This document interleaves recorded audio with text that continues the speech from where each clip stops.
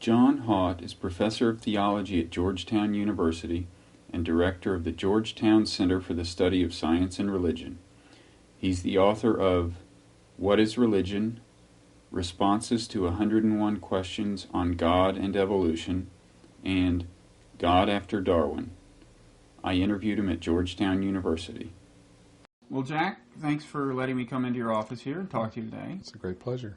I have to tell you, I was reading your book, God After Darwin, on a train a couple months ago, and I looked over, and the man sitting immediately next to me was reading Nietzsche, and I thought that's kind of an interesting juxtaposition, because Nietzsche thought that you really couldn't take the concept of God seriously in the modern age. Certainly a premise of your book is that we can take the concept of God seriously in the modern age. But you do argue that in light of Darwinian theory, in light of the intellectual revolution that Darwin ushered in, we may need to refine the concept of God. And in fact, to some extent, you kind of take other theologians to task a little for not reckoning sufficiently with Darwin and the Darwinian revolution. What can you summarize what your... Yes, I think after Darwin, but also after Galileo, Copernicus, and Einstein, we can't have exactly the same thoughts about God that we had before, because our conception of what we consider to be God's creation is inevitably going to be changed by scientific information. And what I would argue, especially in the case of Darwin, is that theology has not yet, generally speaking, caught up with the revolution that Darwin brought about. What's an example of a change you think needs to be made in the conception? And we're talking particularly about Christian theologians here, I guess. Well, we have to remember that the whole idea of God and divine providence originated within what, from our perspective, was a relatively small time and space, a relatively small universe, and that what Darwin did, in effect, was initiate a revolution which, in combination with geology and now Big Bang physics, has given us a 15 billion-year-old universe in which life appears gradually out of matter and mind appears gradually out of life. And what that seems to have done is to have flattened the hierarchical view within which the concept of God came about in the first place. And by hierarchical view... The hierarchical view, I mean a view in which reality consists of levels of reality moving from less important to more important, but with discontinuity between them. You have the level of inanimate matter, then plant life, then animal life, then human life, and then God, and whatever levels there are between us and God. And that's a rather vertical, hierarchical view of things. And what happens in the post-Darwinian period is that that whole hierarchy, as it were, gets pushed over on its side, and its content sort of spills out in a 15 billion year river of time, which is dominated by what the hierarchical view had considered to be the least important, the purely inanimate material realm. And it seems that life just gradually, life is in no hurry to come out of this material background, and nor is mind, in the sense of human intelligence, in a great hurry to come out of life. And so what happens is that we have the problem, and I think this is one of the big problems in science and religion, of how to map the new 15 billion year old horizontal type picture of nature onto the hierarchical view of nature. And that's the great task of theology in our time, and I don't think that we've really yet begun to do that as vigorously and as in a sophisticated way as we need to. Okay. Now, an issue, you kind of touched on an issue there that I think is central to our figuring out how you would integrate evolution into any theology, which is to what extent was the evolution of intelligent life kind of in the cards from the beginning? And that's a subject you touch on a little in the book, and it's a subject of great contention. Yeah. You seem in what you just said to be kind of downplaying the prospects for intelligent life a little. Am I wrong about that? Well, I don't want to downplay them, but I do think that we have to make a distinction between the chronological place of intelligence and its ontological place. And what we have to do from a theological point of view, and I think it can be done, is to salvage the ontological primacy of intelligence. And can we have a quick definition of ontology for those of us who need it?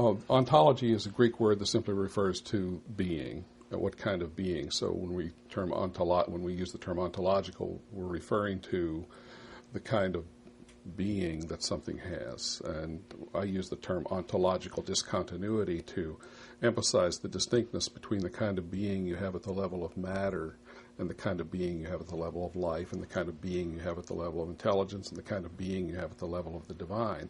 That's ontological discontinuity. Different kinds of being is what I'm talking about. Mm-hmm.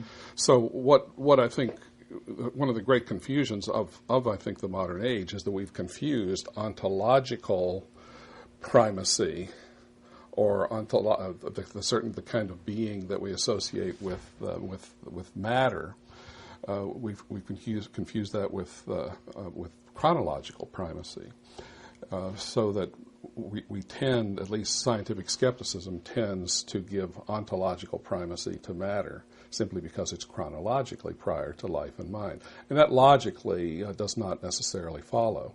It can be the case that the more significant levels of reality emerge later, chronologically much later in the process. So the fact that I say intelligent life comes about very late and almost grudgingly from a chronological perspective in no way diminishes its ontological primacy. Does it diminish its probability? When you say life and intelligence appeared grudgingly, do you mean it almost wasn't really kind of in the scheme of things? It just happened, and it might well not have happened. Well, yes. I mean, this is the sort of scenario that prompts Bertrand Russell, the great British skeptic, to say that if the point of the universe was to produce intelligence, then why did it labor so long to produce so very little? And it's that kind of location of intelligence as kind of an afterthought, a kind of cosmic fluke that arises if we look at things only from the criteria of chronological development. But what I'm saying is that we could make the case, logically speaking anyway, that what comes very late and with great fragility and precariousness onto the scene is perhaps the most significant thing that the cosmos has ever produced. And so I think we have to make that distinction between ontological and chronological primacy. Okay. I guess the reason I ask is because I was, when I read the book, I was, I'm not up on current theological trends especially. And I was struck by how different a conception of God there is in the book than the one I might naively associate with Christian thought. For example, the one that I was brought up with. And there the idea is basically, guy up there, created everything, looking down, intervening. And I think on all those points almost you differ in a certain sense. Is this just what contemporary Christian theology is, or are you a radical, or what? What's the story?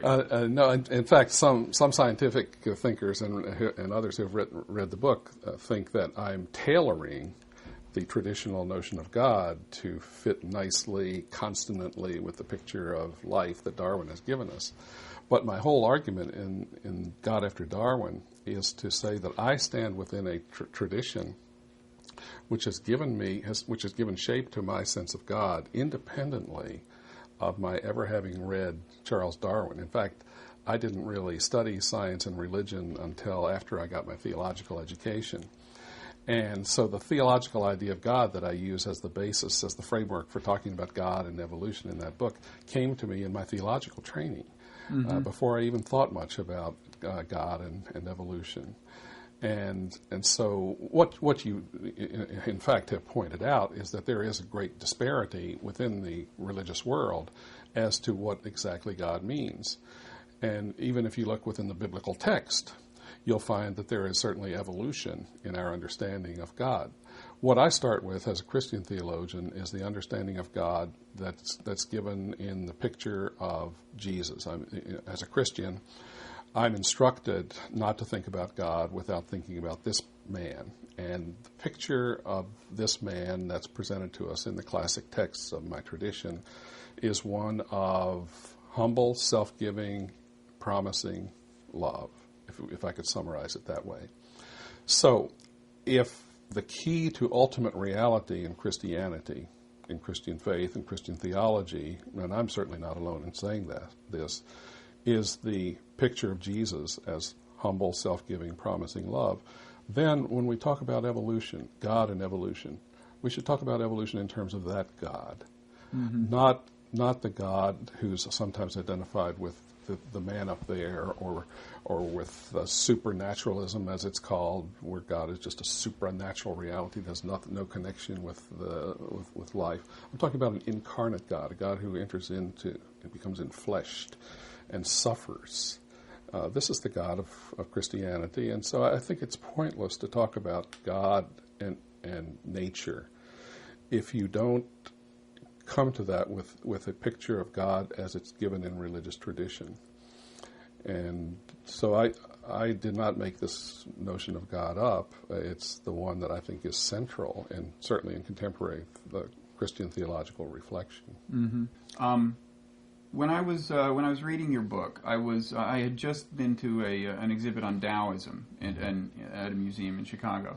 And I was reminded a number of times in the book of Taoist philosophy, and then I came upon a passage where you actually referred to Taoism, and I'm wondering what whether indeed am I imagining this, or are there some real resonances between your thinking and Taoist philosophy?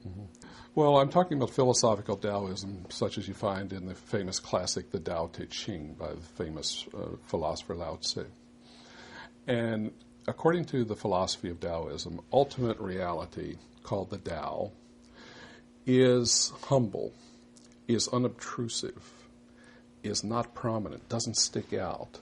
But precisely because of that humility of ultimate reality, it allows the rest of nature, the rest of reality, to emerge. And perhaps the best example given by the Tao Te Ching is to imagine a circle, a wheel, with spokes converging from a center. And that center, geometrically speaking, is essentially nothing. But yet this nothingness generates a wheel.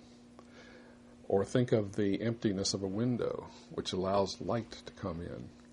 It's this insight the Taoist philosophy had, that which is most effective is also the most unobtrusive. And they have the notion of wu wei, which simply can be translated as effective non-interference. So that which is most effective, most foundational to reality, is not going to be found among the objects of ordinary experience. And I correlate that with the Christian notion of the humility of God. Mm-hmm. And that's one of the themes that perhaps you found perhaps a bit strange. It's not one that you might have grown up with, and that many people have not grown up with in their religious experience. But yet, a case can be made, and has been made by contemporary theology, that this is the most characteristic feature of the God of Christianity. And the classic text for this is St. Paul's letter to the Philippians, in which he puts an early Christian hymn which says that Christ was in the form of God, but did not want to cling to that status, but emptied himself and took on the form of a slave.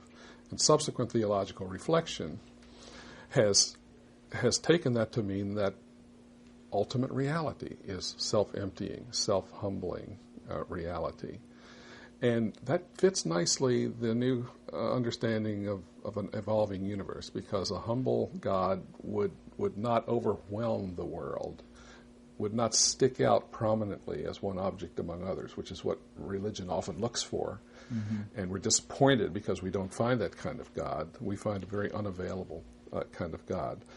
But the unavailability of God is a correlate of the fact that we find a universe which is constantly striving to become itself. That's how I understand. From a religious point of view, this is what evolution is about. Even the expanding universe that we live in, as Pendenberg has pointed out, can be interpreted theologically as consonant with the theme of a God who lets the world become itself. God wills the independence of the world. And this is kind of like the God of Taoism, or the ultimate reality. I don't want to use the word God to refer to the Tao, but there's some sense that what is ultimately real in the Taoist position is exceedingly humble and unobtrusive and not available to scientific observation. In your book, you talk about a number of scientific thinkers, some in more flattering terms than others. Let me just give you a series of names and when you react to them. Sure. Daniel Dennett. Well, Daniel Dennett, I think, is a good philosopher in the sense of very logical and very consistent. I just don't think that he's fully aware of his fundamental assumptions, that much of his philosophy is based upon a belief system. He would probably not call it a belief system, but that belief system is the view that essentially matter, as he has said in Consciousness Explained, as well as in his book on Darwin, that reality is fundamentally matter, that matter is fundamentally all that there really is. And once you start with that, then that means that you have to explain everything, including consciousness, and including life, including evolution, simply as the movements of lifeless matter according to invariant physical laws. And that has a certain appeal to it. There's a certain clarity to the scientific materialism that he has. But it's really, when you come right down to it, it's a belief about science and not science itself. And I think what he tends to do is to present to the public as science or as scientific thought what is really a conflation of science with a particular metaphysics, and that metaphysics is materialism. So you are not a materialist, on the one hand, not a thoroughgoing materialist. On the other hand, you subscribe to Darwinian theory, more or less. I mean, you believe natural selection happened. Sure. I think when you do science, you have to prescind from any other causes than what we normally call material causes. And I have no objection to science abstracting that physical approach to things and presenting that as science. What I object to is the philosophical belief that after you've done that, you have given us an adequate understanding of reality. I would be among those who would say that science gives us only a very, very small, thin cross-section of the ultimate depths of the real. So what is a Darwinian account of the emergence of life missing? What is it not showing us? Well, I don't want to say the Darwinian account is missing anything as far as science is concerned, because I don't want to make room for a God of the gaps or anything like that. And by God of the gaps, you mean God as a God who comes in, who theologians and religious people bring in to answer questions that science has not yet dealt with. Right, which is necessarily a God of shrinking significance since science marches on. Exactly. Right. And I think I would emphasize we should push scientific explanations as far as we possibly can. What I would argue for is what I would call a hierarchy of explanations, in which science and the various sciences themselves consist of a certain number of levels of explanation themselves, but that does not rule out what I would call an ultimate kind of explanation that is not given by science. If I can give you an example that John Polkinghorne gives, if I can adapt it, suppose there's a pot of water boiling on the stove, and somebody comes along and says, "Why is that boiling?" One very good answer is to say it's because the molecules are moving excitedly around, a good physical explanation. But that doesn't rule out another explanation. Somebody else might come along and say it's boiling because somebody turned the gas on. And that doesn't rule out a third explanation. It's boiling because I want tea. So what we see in science is more like the first level of explanation. But occasionally we have scientific thinkers, and I think Dennett is one of these, who would say, this is enough. We don't need to look at any other possible levels of explanation. And that contention, that conviction, that decision to see the world at that level of explanation is not, logically speaking, a scientific movement of the mind. It's rather a belief. I believe that I can explain everything at this level. Now, what I would like to say is, I think we should push that kind of explanation as far as we possibly can and not allow theological explanations in at that level. That causes enormous confusion, and unfortunately that's what often happens. But rather, we should allow for that level of explanation, but not rule out arbitrarily, it seems to me, the possibility that there are other levels of explanation, such as I want tea. Mm-hmm. Okay, let me give you another scientific name, Stephen Jay Gould. Stephen Jay Gould is one of my favorite writers, and I've learned enormous amounts about evolution from Stephen Jay Gould. I really have essentially only one beef as far as Stephen Jay Gould is concerned, and that's that he sees Darwinism as a mixture of scientific ideas and philosophical ideas. He's often said in his books that the reason people can't accept Darwin or don't want to digest the evolutionary science is not that the science is particularly difficult. The science is relatively simple. But he says that the Darwinian theory brings along with it what he calls a philosophical message. And that philosophical message is that life is directionless, and that the universe is purposeless, and that matter is all there is. Now, those three statements are metaphysical statements. I don't think any scientist really seriously wants to mix beliefs in with science. I mean, the whole idea of science is to abstract as much as possible from beliefs.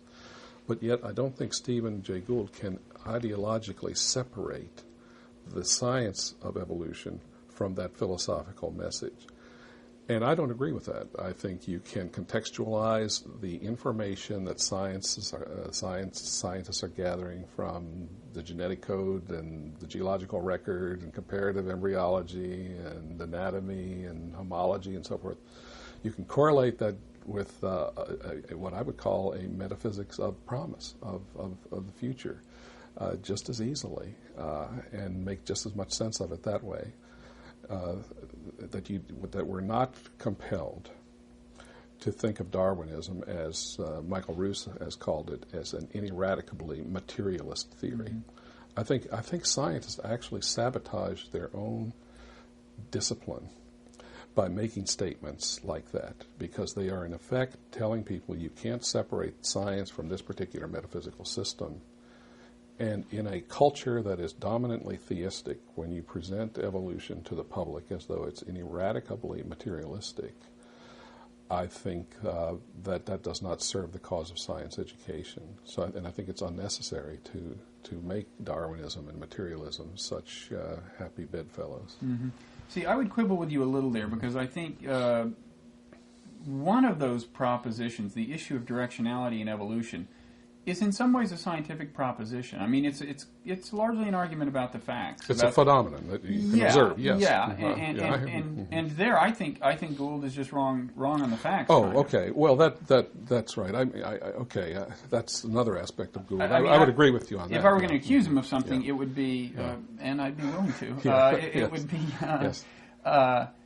It would be having the philosophical bias, as you described, about wanting the universe to be purposeless. Mm-hmm. Yeah.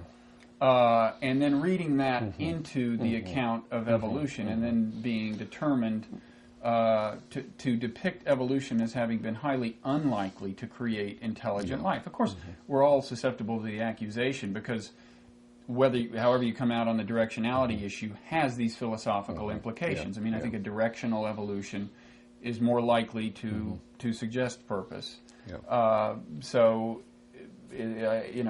I think that on the issue of direction, I think you can argue in scientific terms. Yes, I said I had one beef with Gould. I think I have two beefs, and your second one is entirely well taken, and that's that he has made too much of the directionlessness of evolution. But I think the reason for that is, and I don't think it's peculiar to him alone, but a lot of evolutionary biologists have focused in on the one chapter of the whole cosmic process that deals with life and its evolution, and they haven't backed up and looked at the whole cosmic process, and that cosmic process clearly shows a clear directionality, beginning with the Big Bang. And so you think, like Teilhard de Chardin, yes, that you can see everything since the Big Bang as a process of kind of complexification. Although it is generally speaking, pretty darn slowly at times generally by our speaking, standards. Right. Generally speaking, there has been a trend toward increasing complexity. And I think when Gould criticizes Teilhard for Teilhard's directionalism, I think oftentimes Gould forgets that Teilhard was one of the first scientific thinkers of the 20th century to realize that the whole cosmos is in evolution. This is a really new idea, relatively speaking, and most of us haven't digested this. And it was that cosmic context that Teilhard had in mind when he talked about directionality, not just the branching bush that you see at times in the biological realm. Mm-hmm. Let me give you another scientific name to react to, Richard Dawkins.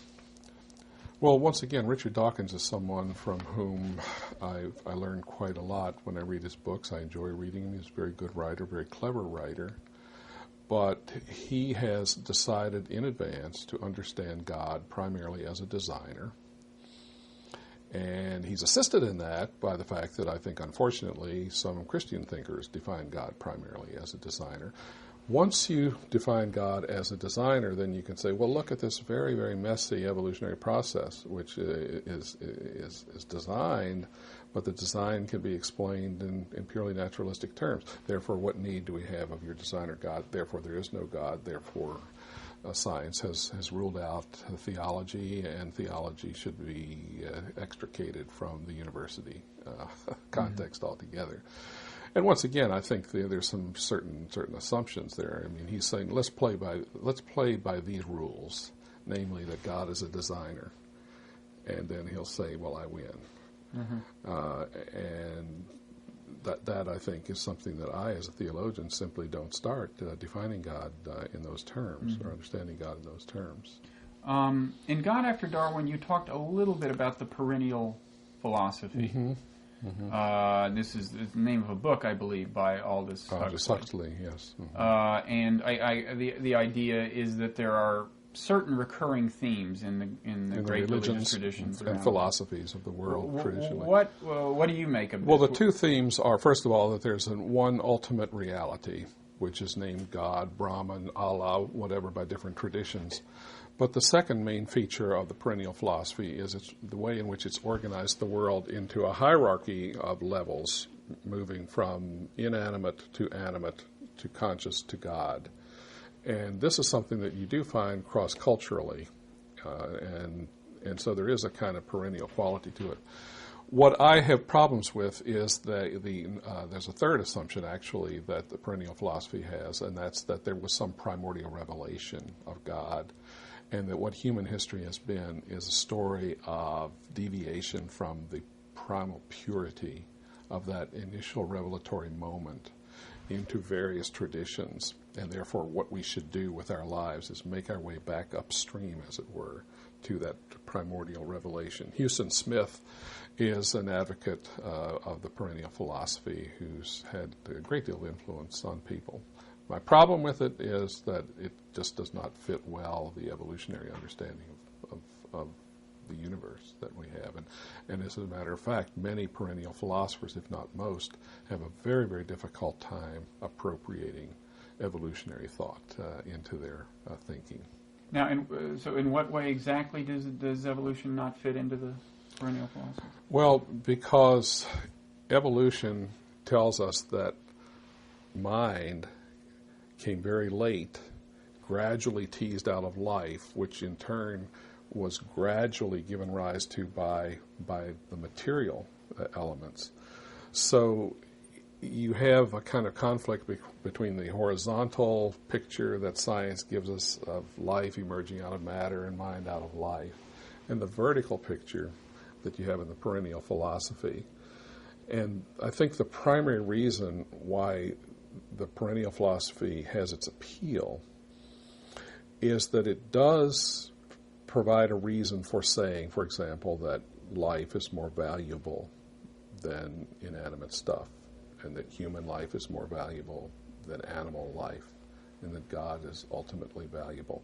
It grades things. And what I would want to do, I don't want to deny that there are different levels of values. I think it would be sheer madness to deny that there is a certain hierarchy in our making of judgments. I think you can argue that for a sort of, if you want to say, a 45-degree hierarchy in which the hierarchy is an emergent one, in which more important levels do emerge later in the process. And therefore you can preserve both the evolutionary picture of things and the hierarchical understanding of nature. That's what I'm trying to do. That just gives you a snippet of the argument that I would follow there. On this issue of the perennial philosophy, on this issue of in what sense might there be a future convergence of the world's religions, you certainly don't want to see them kind of homogenized. Right. On the other hand, there needs to be a kind of working compatibility among them, it seems to me. I mean, for kind of practical purposes of keeping people living in harmony and things like that. Yeah, one of the really promising projects is one that's based upon themes like justice and ecological integrity. Ethical issues like that do more to get religions to sit down and talk to each other, to one another, than all the ecumenical sort of planning that we do. And many of us in religion have found a remarkable convergence, especially on the issue of ecology. I teach a course on religion and ecology in which we don't deal just with Christianity, but with native religions, with Hinduism, Buddhism, Islam, and the students all do reports on these. And in the course of the semester, they really learn to appreciate the other traditions for the wisdom and insight that they have that other traditions don't have. And so it's because of the convergence on, you're right, convergence on specific concerns like that will do more toward bringing about a convergence, but again, a convergence that does not reduce them all to some common denominator, but allows them each to maintain its distinctiveness within a world community in its search for meaning and ethical responsibility. Well, in the realm of more of theology and metaphysics, do you think that when somebody like Aldous Huxley says fundamentally all the religions are talking about the same thing, that he's reading his hopes into it a little? I'm a little bit wary of statements like that all religions are ultimately saying the same thing. And this comes out especially when we bring Buddhism into the conversation.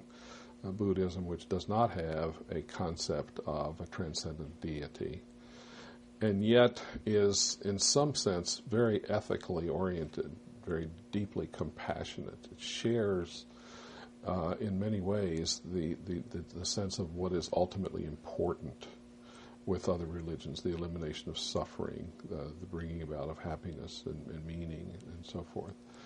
So I would not want to look forward to a time when Buddhists become theists necessarily. I don't know that could ever happen. So if you believe that there really are some aspects of the theologies of the great religions or the metaphysics of the great religions that are not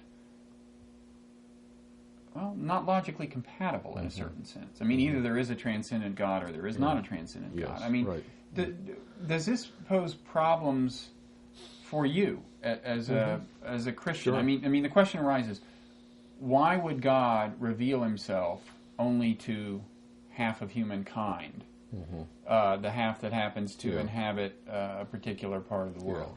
I have no easy answers to those things, but I think it helps to contextualize questions like this within an evolutionary picture of the world.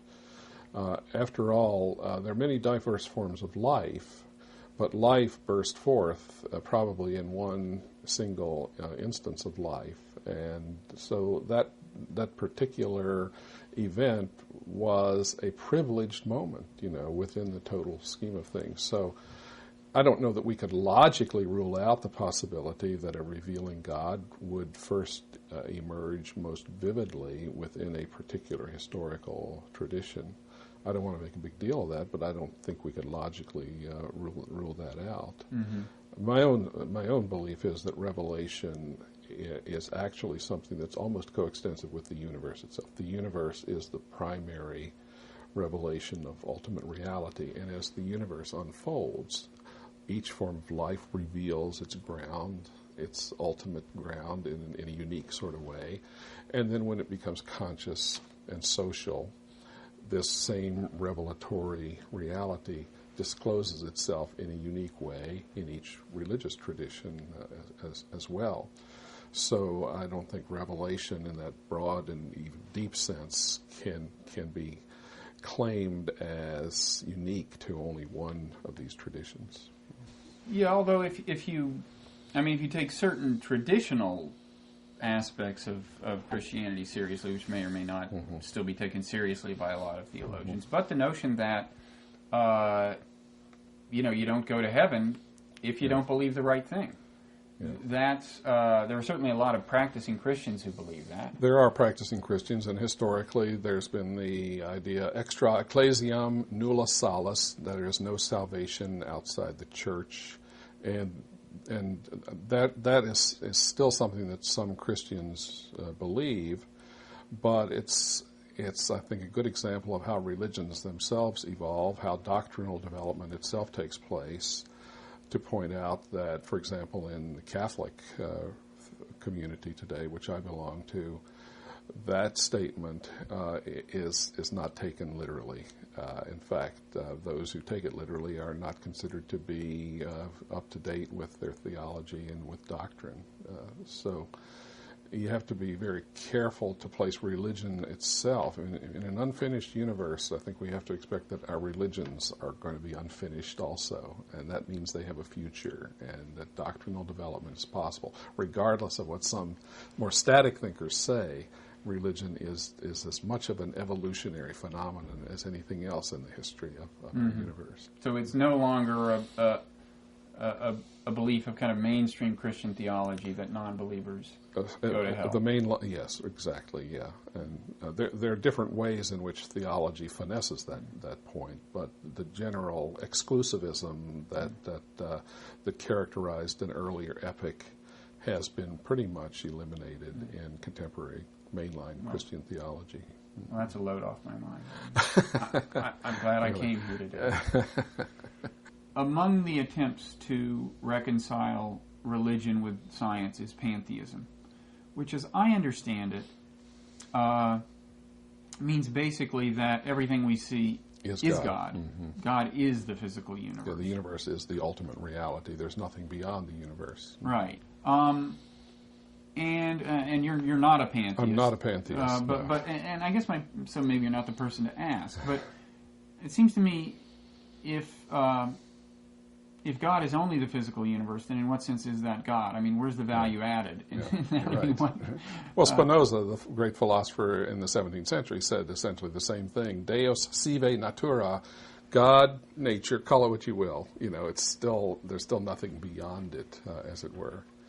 It has an appeal to people today, especially people aware of the evolutionary epoch and so forth, who find that the anthropomorphic one-planet deity of Christianity and biblical religion is just too small for their enlarged cosmic horizons. And so there are a number of people who are arguing for a kind of evolutionary spirituality or cosmic kind of spirituality, which in a sense, logically speaking, in my view, does not really differ from pantheism in the sense that the ultimate context of their existence is the universe. There's no need to posit the reality of anything that transcends the physical universe. That's really an interesting challenge to contemporary theology, because oftentimes we do fail to present our pictures of God as larger than the universe. And if you don't present your picture of deity as larger than the universe, then that's not going to work religiously. So people will go to the universe as the ultimate context of their religious reverence and surrender and so forth. But there's no, in theological tradition, God, after all, is called the infinite. And so the universe is finite, no matter how large it is. And after Einstein, we know how large it is. After Hubble, we know how large the universe is. We have a better sense, rather, of how large it is. Still, by my mathematics, the finite does not quite equal the infinite. So there's no real theological basis for saying that God is smaller than the universe. But psychologically, I think the God that's presented in the suburban pulpit is oftentimes smaller than what smart, scientifically educated people are really looking for. And that's largely, I think, the fault of our seminaries. I think our seminaries today are just really failing to educate religious leaders and the clergy in this large understanding of the universe that we have. Do students ever come to you? I mean, this is a university where religion's kind of a prominent part of life. We require 2 courses in religious studies. And do they ever come to you for something more in the way of guidance than you know? I mean, do students ever come to you and say to you, I feel there's something missing in my life. I don't have religious faith, and perhaps even further, the kind of scientific worldview that I'm imbibing here seems to make it only harder to reach the kind of meaning I'm after. Exactly. This is one of the reasons why 30 years ago I invented a course on science and religion, precisely because I realized that some students were taking science courses where they're bombarded with atoms, molecules, and genes and so forth, and at the end of the day they wonder, what does all this have to do with anything really, really significant? And so what I've tried to do in my course is precisely to give complete freedom to scientific inquiry, to push scientific inquiry as far as it possibly can go, but at the same time offer to the students, mostly through readings that I give them, I don't preach to them or anything like that, to open up to them avenues of thought that will allow them to locate their scientific thinking, including their evolutionary awareness, within a framework that will allow it to make sense in a larger sense of the term. Yeah, that's basically what I do for a living here at Georgetown. And if they, after discovering that science doesn't foreclose a religious possibility, wind up as Taoists or Buddhists or Muslims, are you about as happy as you would be if they had wound up Christians? I don't lose any sleep over the fact that most of them are not converted to a particular religious tradition. I'm more concerned that they realize that their own life journey and their own questioning process is something that they share with many others, and that they don't have to become anxious that they don't have, or that they can't share the kind of doctrinal certitudes that religious traditions give them. But as a matter of fact, I talk to many of the students who come back years after leaving here, and by that time in their lives, many of them have settled down into a particular religious tradition. Oftentimes they have at least nominally abandoned their Catholicism or their Christianity when they come to college and so forth. But many of them look back at that so-called atheistic moment as a very important development in their growth process, in their spiritual journeys, as it were. And my experience has been most of these students who go through that period don't stay there, stay in that agnostic, or they sometimes call themselves atheist, period indefinitely. But I'm very relaxed about letting them question, and the reason for that is that religion and theology should never, ever suppress the legitimate intellectual aspirations of people. and sometimes it does, and that's a tragic thing for religion and theology when that happens.